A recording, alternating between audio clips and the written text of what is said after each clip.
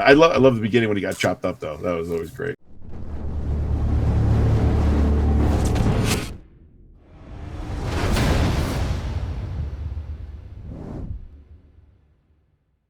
Hello everyone, Genome here, coming at you with the next interview in my long-running series. It's been a little while since I've done one of these, and it's because I reached out to this guy, Mr. Anthony over here. Peter, how we doing tonight?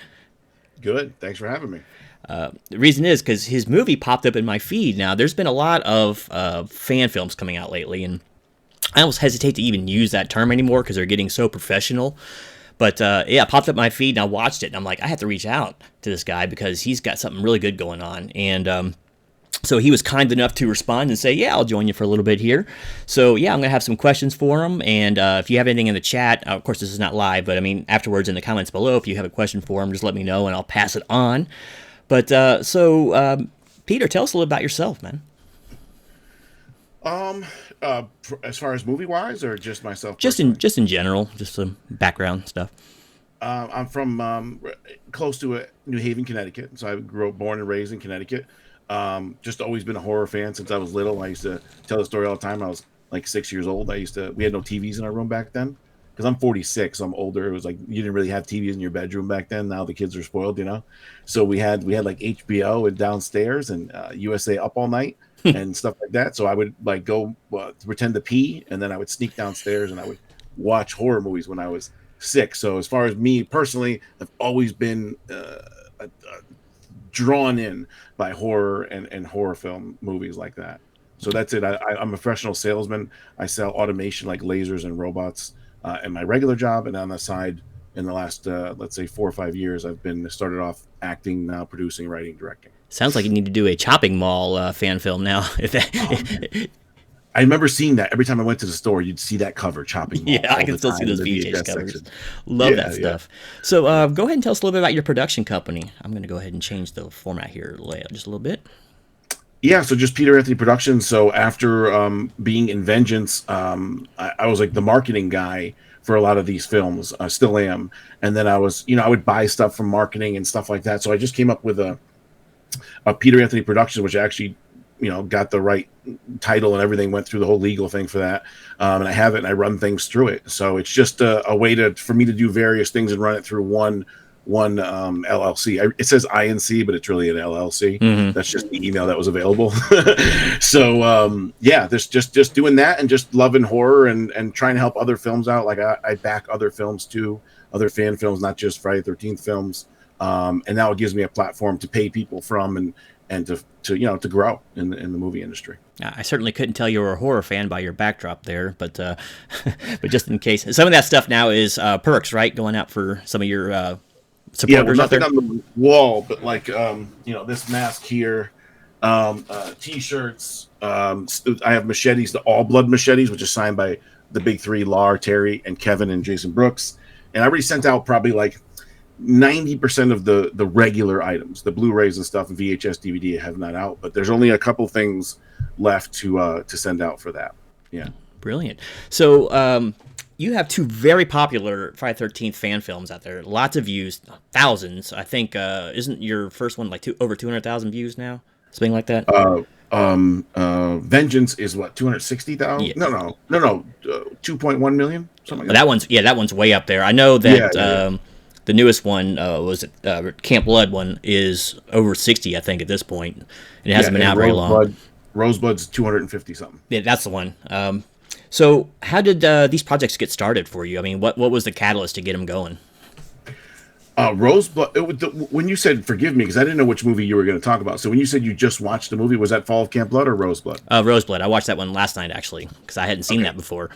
Yeah, Rosebud was we did Vengeance 1. I didn't write or direct Vengeance 1. I just became a producer on it, and I acted in it. I was Ken Slate, the prisoner, and then I got way more involved. And Jason took over as director, and Sean Lucis, who's the executive producer, is also executive producer for me. His daughter is Sanaya, who's Rose in Rosebud. They were going to shoot Vengeance 2. And I was like, hey, man, I was just thinking in my head, just like a crazy thought. I'm like, while we have everybody there, because they were going to shoot a week, take a week off and shoot another week. So I was like, while we have some of the actors there, what if I wrote like a 20-minute short And we did like a continuation of part 7, and we just did something real small while we're on the property. I asked Sean, he said it was okay, and I asked Jason Brooks, and he said, yeah. Well, I never wrote before. I don't even know how to write. So I went on, man, I don't even know the software, what it's called. It's the pro one everyone uses, I guess. And then I wrote this whole thing out. Well, I don't know how long something is. So I handed it to Jason. He goes, dude, this is an hour-and-a-half movie. And I was like, is it?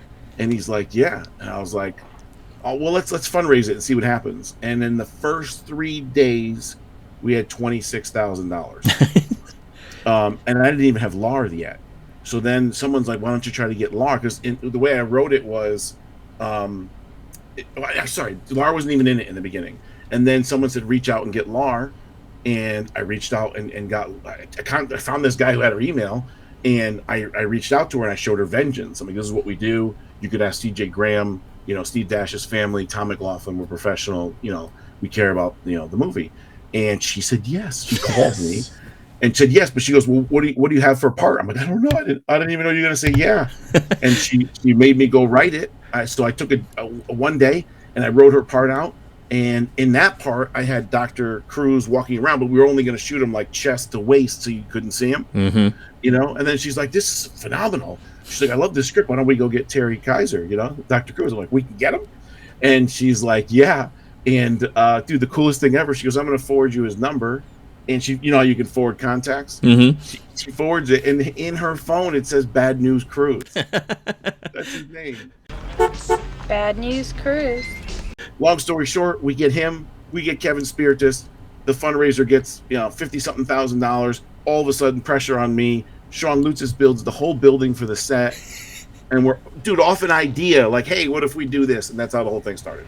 I tell you, man, and like I said, I always hesitate to use the word fan film now because these are actually films in my opinion. But, the whole phenomenon of the fan film is just amazing because people have gotten so tired of waiting for, Hollywood to get over itself and make another movie like this. And so this is just opening the door so much for creators out there because the technology is there. You don't need a huge production to get these things done, and you can just let your imagination run wild. So this movie is a great example of that, and we'll talk about that a bit more later. Now, as far as assembling the talent, that was actually kind of my next question. So you're for getting all the actors and actresses on there, are you doing like a casting call here, or are you just handing it off to your assistant or whatever to try to find these people? How they get hold of them? Assistant, you're looking at it. It was the only person that I casted out was Tina. So, and Jessica Hotman, we had like 160 entries, video entries, and I just loved her eyes. And I loved the way she acted through her eyes, because if you go back and watch part 7, which by the way, you like 7, I watched your review, I love it. If you go think about how much Lar talks in 7, she barely talks. Most of it is just her eyes. So I knew I needed someone that could speak through their eyes, like the microaggressions and micro things like that. And she really has those eyes. She never acted before. Everybody else, the big 3 was easy. I always wanted Sanaya as Rose. That's how the whole movie started. Jason Brooks was always going to be my Jason. And then when I make fan films, I'm not trying to make a fan film to compete to be high and mighty. I want the fans in it. So I pick fans to be in it, and I offer roles for fans to be in it. And sometimes people are like, well, this acting was off, or this person could have been better. I don't care, because those are fans. They're the ones who gave us the money. They're the ones who want to be in it. It's a fan film for the fans, by the fans, one family. So I knew some guys, Todd Jenkins, who plays at the end when he faces off with Lar, the orderly. He's super famous, has hundreds of credits. He's in movies with Nicolas Cage, everything. Always wanted him. A lot of the Fast team and MP Strang are my buddies from back home. And that's it. I just some of the roles I knew who I wanted. Other ones just that I gave perks to the fans. I mean, the whole Fast team was people who paid to be in it. Yeah, some people want to talk about acting or whatever. Have you never watched the originals? So right. I don't know what happened after that. I just don't know. But they get a little too picky there. But so I'm going to talk a little bit about financials if we could. What kind of costs are associated with a production like these 2 flicks? Man, if you're at liberty to say. Oh no. So I raised $52,000, but I'm probably $60,000 in debt. That's gross. It sure is, Billy. It sure is. Now, so it's 112. Now, Sean Lutzis, who's our executive producer, I mean, we can't even get into that. That building alone, I don't know what that is, $300,000.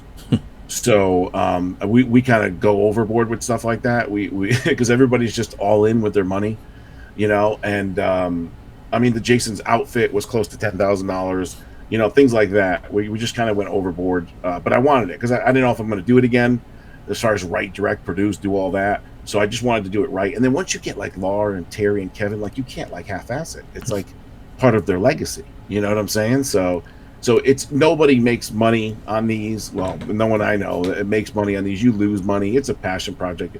You're not supposed to make money anyway. Yeah. We give to charity. Some people don't give to charity. You're supposed to give the proceeds to charity. We didn't have proceeds, but I gave to two different charities. One is the Bryson Fiore Fund. It's my stepson who was taken from me, and another one is the Trevor Project, which is an LBGQ community to prevent suicide. Mm-hmm.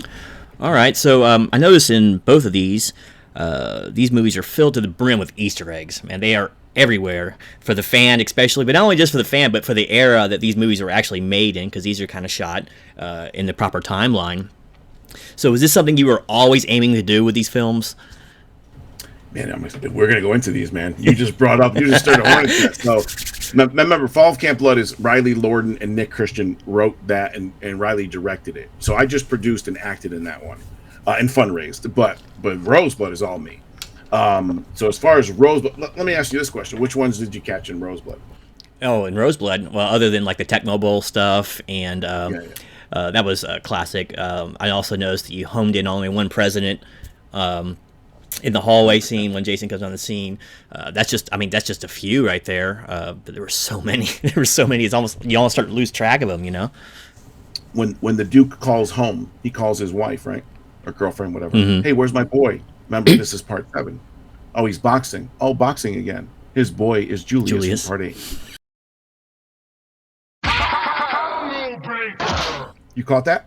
No, but I didn't put that together until just now. But as soon as you started mentioning boxing and all that, I was like, okay, this is making total sense now. Tell him not to get on rooftops. David McMahon, who plays Dr. Sykes, is doing the 8-ball, which is cool. And I grew up with the 8-ball. And he's like, oh, my sister's going to marry this FBI agent Mahoney. In part 9, when they blow up Jason, you get a POV view of one of the FBI guys. And he's walking in. The guy goes, great job, Mahoney. And he shakes his hand and walks in. So I threw that in there. If you look on the wall, in the Duke's office, because the Duke is eventually going to become a bounty hunter. Mm-hmm. So if you look at the Duke's office, he has wanted posters all over the place. So it's like showing his transformation. And if you look on the wall, there's a Ken Slate ID badge from Vengeance 1 and 2. I changed it to make it Peter Slate, which is my father, and changed the year and had that on the wall. So it's kind of references of what was to come. I mean, there's so many in there. Oh, yeah. I mean, the name of the hospital facility itself, the Hodder facility and all that. So, I mean. Hodder Medical Facility. Now, let me ask you about this, Michael Myers. Do you understand the whole dynamic of Michael Myers? Because a lot of people think, oh, he's just thrown in at the end, but he actually was in the movie the whole time. Did you catch that one? Well, I saw her drawing over her shoulder that one time, too. She'd already been drawing this shape, and I'm assuming that's who was off screen when they were watching the videotape of what happened in her house earlier. But correct. And that who killed her parents. And it was him in the room killing everybody. And that's why the the kitchen knife, goes through the door. That's who she can manifest. So I missed that one. So yeah, but what an ending that was, and no one saw that coming whatsoever, unless you're really, really, really paying attention. But who would have thought she was going to summon her there? So and the way Cody Newton, the director of photography, shot that, where he kind of blocked him and then zoomed the camera over, and the music played, and yeah, it was great, man. So I've interviewed a lot of the Friday the 13th alums, including directors and actors and actresses. And I've heard some pretty interesting stories from the sets. Do you have any special ones that stick out in your mind of during these productions? Funny or crazy or either or. Oh, there's so many to ask me. I'm behind the scenes now too. There's just so many. So the wall in when Terry, Dr. Cruz, and Tina are there. If you look, that's the actual matchbook from part 7. Mm-hmm. And then the phone and the green journal that she opens the thing in the newspapers. That's exactly what I was saying. Well, the wall are the exact items. So I went and found the 20th century train poster. I found the ship calendar. All those items on the wall are exactly the same from 7, including his shirt, his pen, his belt, the tent spike, all that. So when I brought them in there, we had behind the scenes, And I was like, hey guys, this is exactly your stuff on the wall. And they were looking at it and they were just like, holy cow. But I'll give you two good, cool moments. One of them is like a holy cow moment. Another one is a funny moment. So I'll give you the funny one when Terry Kaiser was doing his lines, and we're kind of nervous to a degree. Dude, I don't know how to direct. I literally don't know what the verbiage is. Roll tape. I don't know what to say. Yeah, so I asked the director of photography. He tells me. So here we go. They're in the room, whatever, and we're all like tense or whatever. And I'm actually in the room, and everyone else is watching outside, except for the cameraman, obviously, and the sound guy. And Terry messes up a line. He goes, shit, fuck, piss, fuck, whatever. And we all started laughing. And it was like cool because it was like they're human, and it kind of broke the ice, And then there's another one so we did a couple more scenes. And I'm like, that's exactly what you want. I'm like, Tina, this is what your motivation is. 30 years in the making. She goes, I get it. My character. I go, no, it's 30 years for you in your career right here, this moment. And I was like, yeah. And everyone's like, yeah. And I turn around. I'm like, what the fuck I say? And I opened the door, and everyone's outside. I go, can you believe this shit is happening? And I closed the door and then came back. I was like a super fanboy at that point, dude. So that was some cool moment. Like I'm so busy, I didn't realize what was going on, and it kind of hit me, So those are some good stories. Now, do you have any serious conflicts or bad stories on the set? Any big problems that arose during these films? Oh, the hood that Jason Brooks is wearing underneath is made by Marcel Charlie, Horror Custom Designs, one of the best design, if not the best designer in the world. Well, he waited to send the costume, and somebody punched a hole from Brazil and stole the hood, the underhood. Now, he could have stole the mask, the chain, the outfit, anything. We would have been good, but that underhood is only made for 7. So Jason is originally supposed to come out of the lake with no mask, wipe out the fast team, and then when he goes and gets the machete in the movie, he's supposed to get the mask, put it on, and turn. And that was like the big thing. Well, we didn't have the hood, so we couldn't show him. So if you look at the scene, we had to rewrite it to put the mask outside. So Jason kills the guys, get the mask, and when he goes to the front door, he has ears because Jason Brooks is actually wearing the Vengeance hood underneath. Mm-hmm. Well, yeah. Talk about a run of bad luck there, huh? Well, at least I mean, tons of stuff. I fired 5 actors with 5 days to go. I fired my main Tina with 3 weeks to go. So just Jason Brooks broke his forearm, slit his fingers open, got cuts in his eyes. There's just like a million things. My skid was supposed to show up 3 weeks before with all the items listed and blah. It didn't show up till the day before. I forgot to wear my patch the whole time, so we had to write the scene where the glass hits my eye and gives me a patch, and just so many things like that. Well, I guess it teaches you how to think on your feet, though, right? Necessity's mother of invention and all that good stuff. Yeah, I kind of like the way it worked out with her throwing the glass off my eye. No, it also set her up a little bit too, to show her power set a little more, and how she's growing in power and all that. So, right. So you also act in the films that I've seen you in here, and is that difficult to direct and act in the same film? Dude, yeah. For Fall Camp Blood, I was only acting, so that one you could really study and you put your time into it. But Roseblood, I mean, you ask anybody on set, there's pictures of it. So we're sitting there directing, boom, boom, boom. I slept 2 hours a day for 8 days, and they're like, you're up, and I don't know my lines, and I wrote the movie.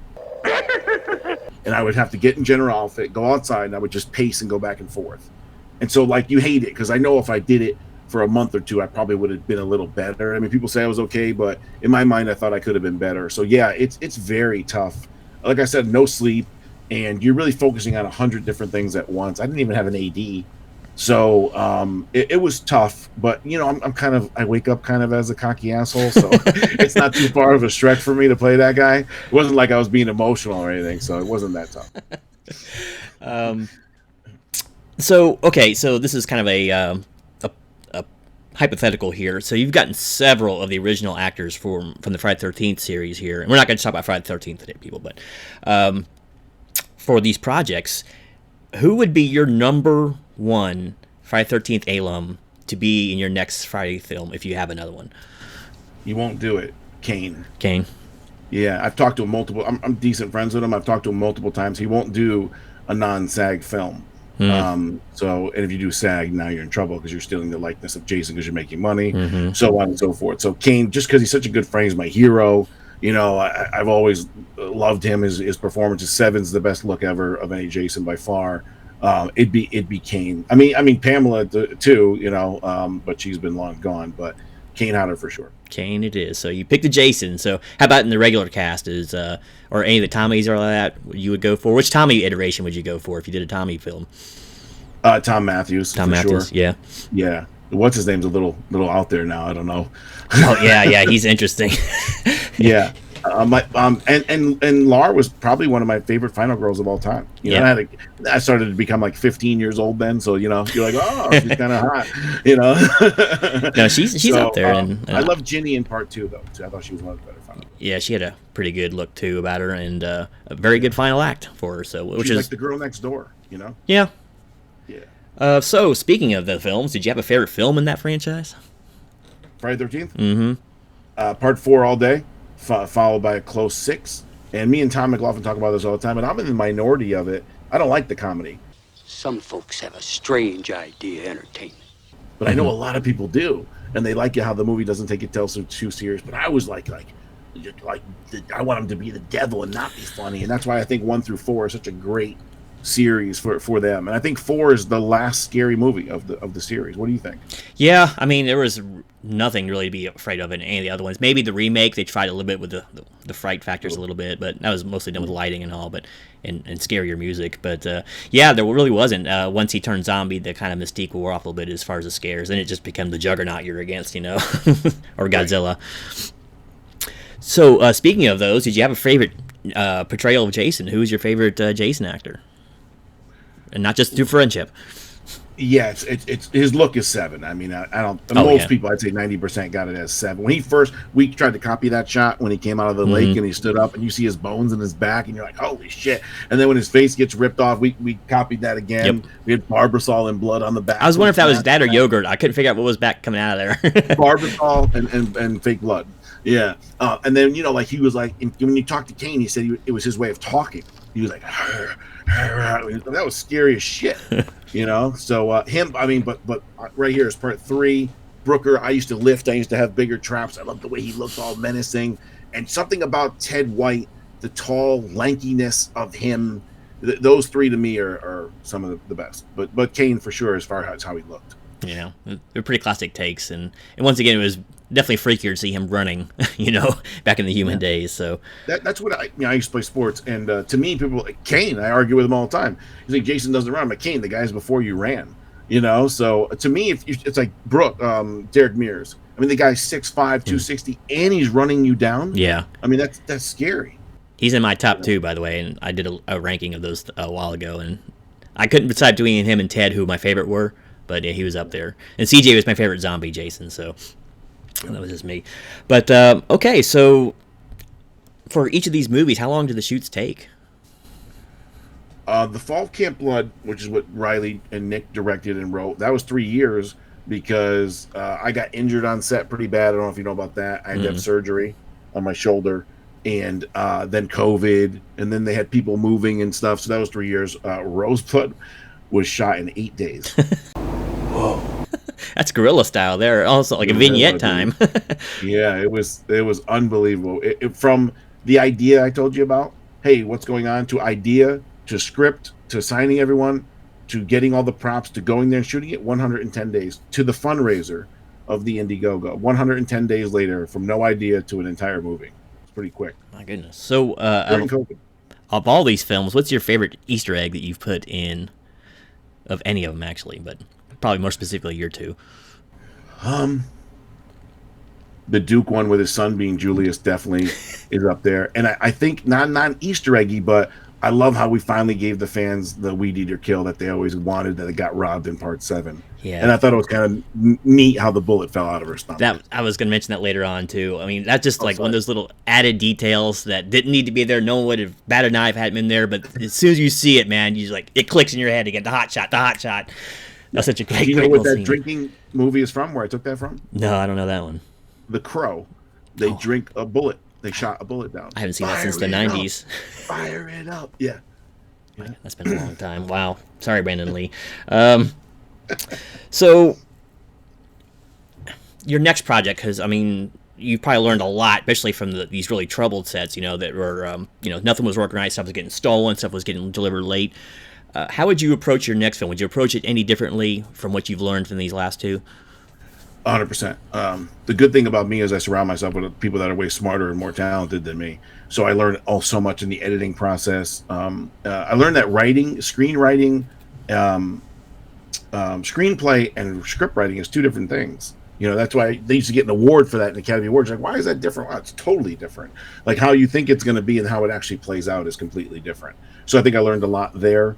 I don't know what I'm going to do next. I might just not do anything ever again. It's just been so taxing time-wise, money-wise, financial, time away from family, so on and so forth. But if I'm going to do anything, I'm going to act a little bit more because I got some reviews that was good.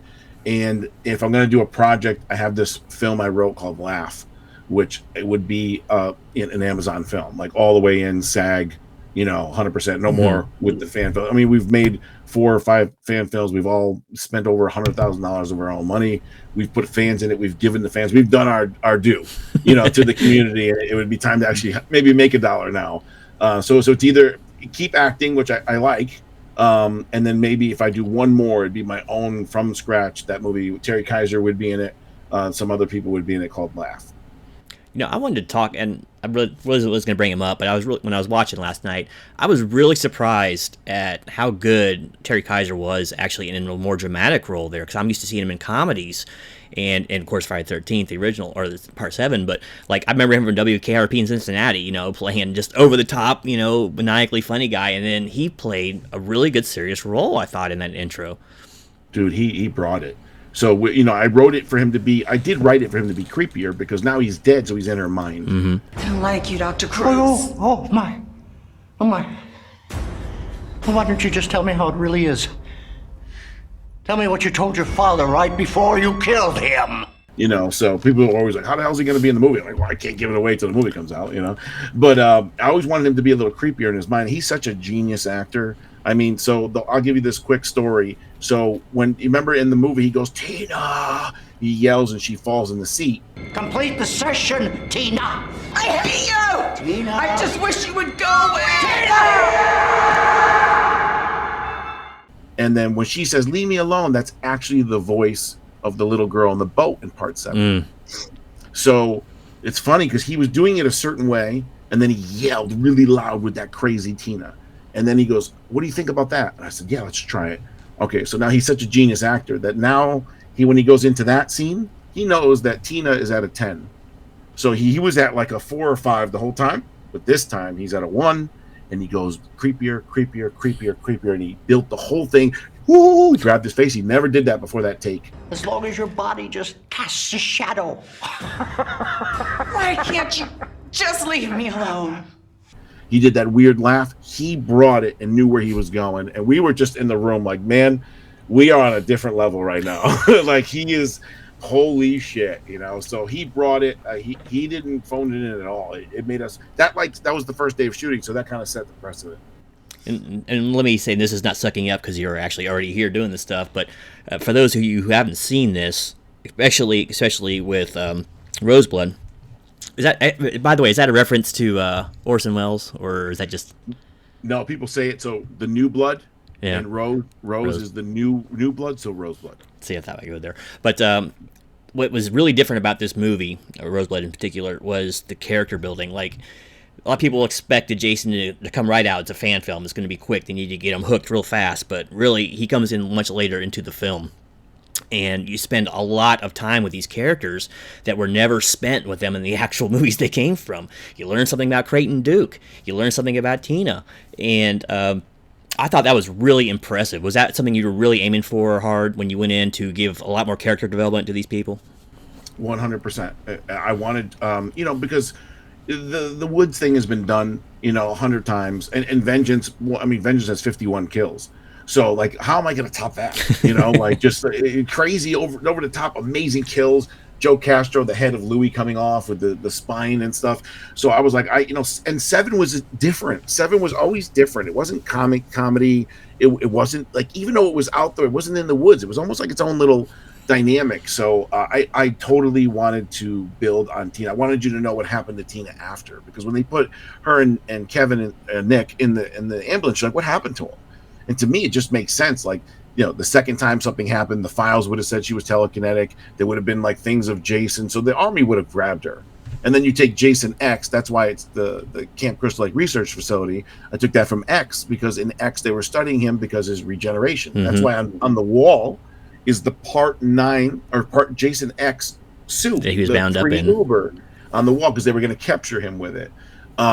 So that's the way I always wanted to go with that. 100%. I wanted you to care about the characters, all of them. I mean, Sykes, Tina, Rose. You all had a feel for where they were coming from. The general. And I know I would take some hits, which I did from some bows and arrows from people saying, hey, Jason wasn't in it for the first hour. But, man, I feel like you're really vested. Some of the fans said, I forgot it was even a Jason movie. I forgot I was even looking for Jason until he showed up. And I really think when he does show up, man, he goes apeshit. Yeah, I mean, in Never Hike Alone, he wasn't in that too much either, especially in the first half of the movie.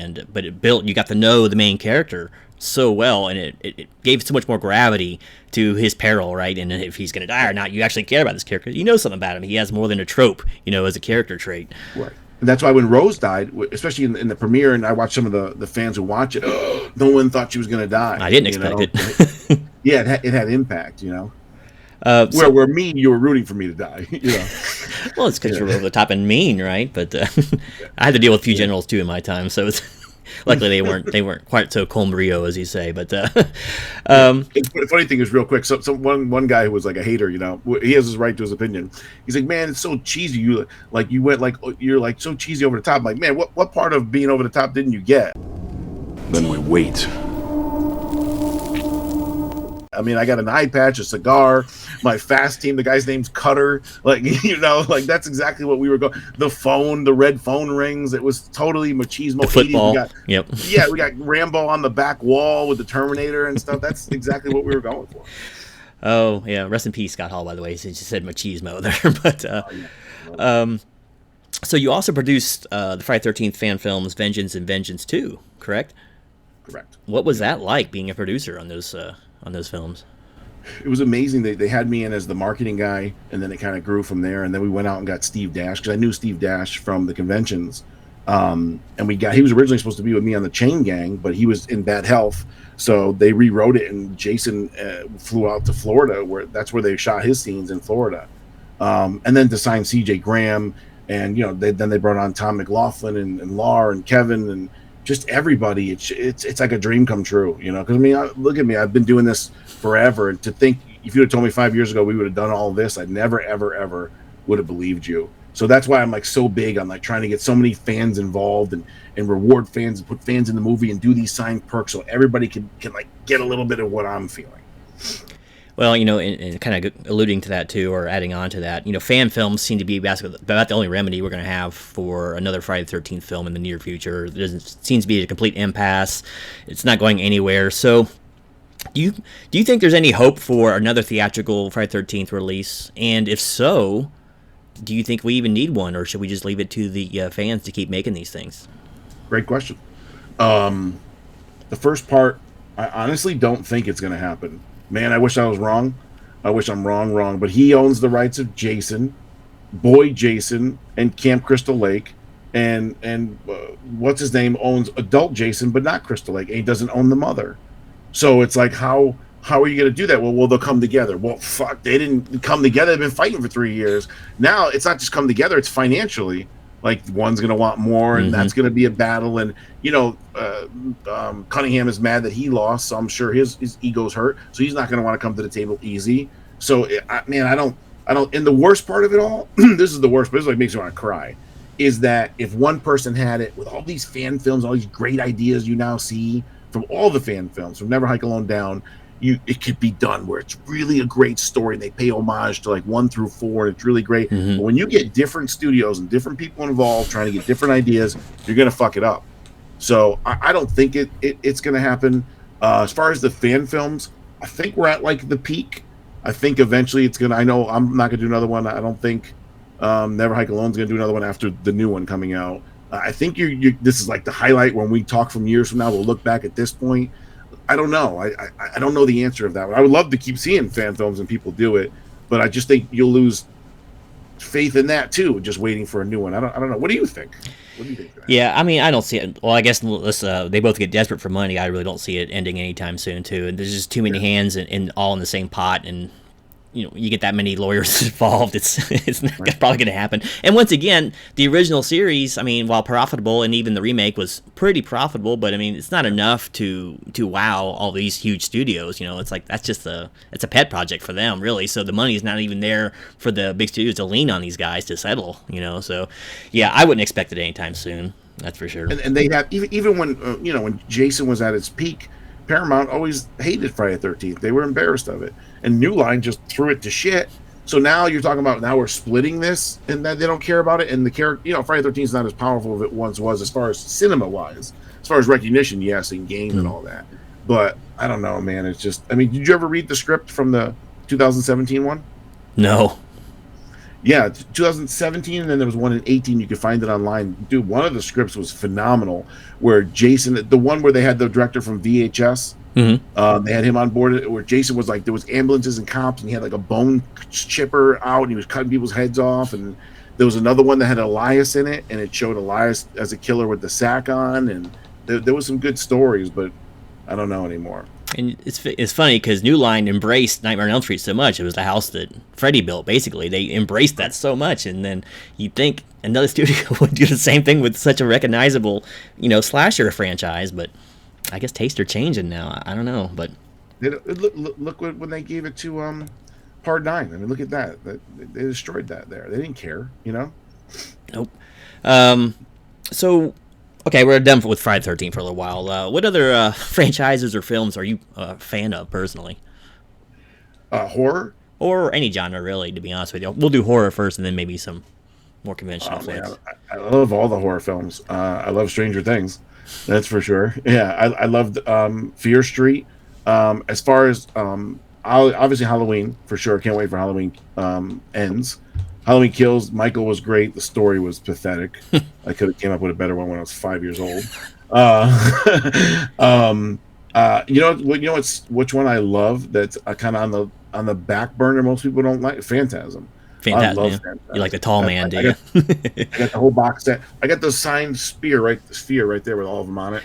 I love Phantasm for sure. Freddy, Michael, all that stuff like that. But I always with Phantasm, it was like scary. It was scary when I was a kid. Yeah, well, those all were. Of course, I was watching them way too young, so yeah, those made sleeping hard sometimes when I was watching them at 6 and 7. But they didn't care in the 80s. You just watch what you watch. So, what would you tell other aspiring filmmakers if they ask you how to get started? I mean, what advice would you give someone who say was going to do a fan film in the future and had an idea to do another movie? It's going to sound cliche. Nike, just do it. And I talked to, and I won't say names. I talked to some people who want to direct or they want to do something. I got to wait for that. Just do it. Just do it. Just write your script, start to get actors, go online, do a fundraiser, and take your heart and throw it here. Tell everyone what you want to do. Explain why you're doing it. Explain what you want to achieve. Explain your vision. Tell that to the actors. It'll become infectious, and it'll go from there. You cannot wait. It's like having a kid. Well, I'm not ready yet. You're never ready. Just go and do your things and make it grow. Don't wait for these things to happen because they're not going to happen. So just do it. Just write the script. Bang. I want an actor. Who cares? We're not making a movie. Grab Joey. He's my actor. Bang. Next. What do you got to do? Do you have a camera guy? And just make it happen. That's the same thing. I interviewed Deborah Voorhees a while back, and she said the same exact thing. She said, "Stop whining and just make a movie," because no one's ever going to give you a budget until you start making something. So I don't even know what I'm doing. I never wrote. I never directed it. I don't even know the software. It can be done. Let's see. So, is this basically the end of your film work outside of acting, or do you have any other projects that you would think about doing at this point, either in production or actually in making the film yourself? I do. I have an audio role coming up for a movie called Mr. Buzzkill, I think, where I do a voiceover. And then as far as acting, there's a movie called Z Dead End. Supposed to be on screen with Kane Hodder, but it's been kind of delayed for a little while. But there's a lot of big names in that one, and I think I go to New York to shoot scenes with Kane Hodder on that one. So I don't know exactly when that is, but that's all I have lined up for now. Cool. So if someone wanted to see your work right now, where would you tell them to go? Just to YouTube, or what's your social media presence right now? Yeah, it's well, you can go to YouTube, Peter Anthony Productions, and a lot of the movies are on there. So Rosebud's on there, Fall Camp Blood's on there. But if you go to my IMDb, Peter Anthony, you'll see all my work and projects there, from producing to directing to writing to acting. Social media, Yeah, Roseblood, The Fall of Camp Blood, Vengeance 1, Vengeance 2, Bloodlines. The Peter Anthony is on Instagram, Facebook, and Twitter. So you can find me there. Cool. All right, and I'll try to put some links to all that below in the description. So I'm gonna ask about 3 random questions here. So these won't have anything to do with movies either. So how about that? What's your favorite vehicle? Vehicle Yeah. that I've had or that I would like? No, your dream car or motorcycle, whatever it is you want. For me, it's like a Ferrari, a 308 GTS. Like I want the old Magnum PI car, but Yeah, just trying to think if I want to go truck or like speed route. I guess the McLaren F1 I'd want to have. McLaren. Yeah. Well, you picked the cheap one, I see. What's your favorite animal?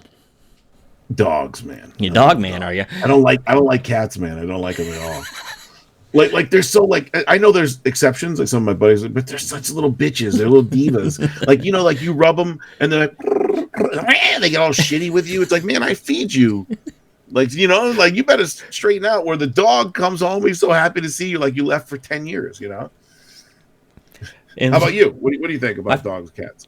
I'm not much of a pet guy. I got fish, and I used to keep snakes, but I don't keep too many of them. I definitely say dog. I don't like cats' attitudes, man. They are a little too aloof for me. And then they crap in the box. Your house smells like crap. Oh, fuck that. And last one here is what's your favorite food? Oh man, I'm 280 pounds, bro. I like to eat. So I grew up. My mom's from Cuba. My dad's from Italy, so I grew up with a lot of good Spanish and Italian food. Un pastela is a food made usually from Puerto Rico, which most people don't know about. It's like potatoes with pork and everything stuffed in, and then you wrap it and then you boil it and it comes out. It actually looks like a pile of shit, but it tastes really, really, really good. So pastelas. Ask some of your Spanish friends. They'll I like know. empanadas and all good, and chuletas and all. I love that kind of stuff. Are you Spanish? No. But I'm from Florida, so Central Florida. So I'm my next best thing, right? So Yeah. What part of Florida? Well, I'm originally from Sebring, but I lived in Orlando for about 25 years or so. So I lived in St. Pete for 2 years. My buddy, I used to always travel I-4 to go see my buddy in Orlando. Oh, did you?